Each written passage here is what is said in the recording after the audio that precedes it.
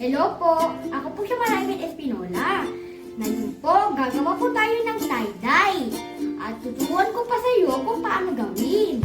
Una, ihanda muna natin ang mga kagamitan. Meron tayong container, buno, dye, asin, suka, rubber band, shirt, panghalo, mainit na tubig at burner. Sunod, kuhanin ang damit at itali ito sa disenyo.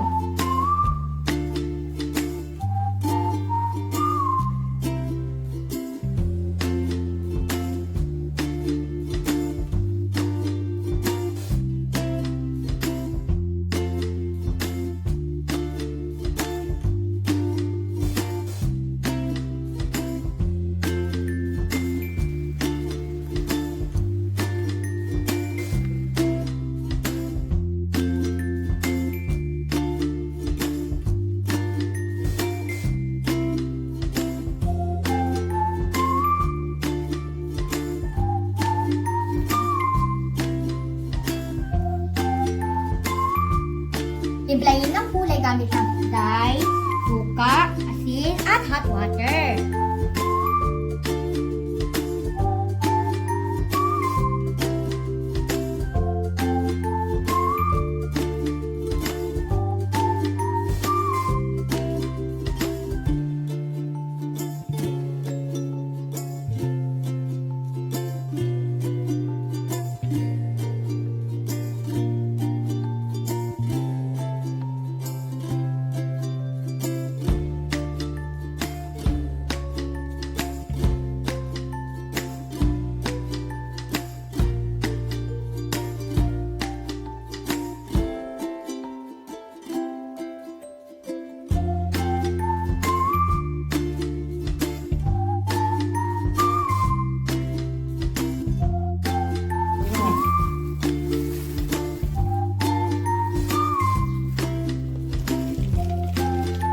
Ulayan na po natin ang damit.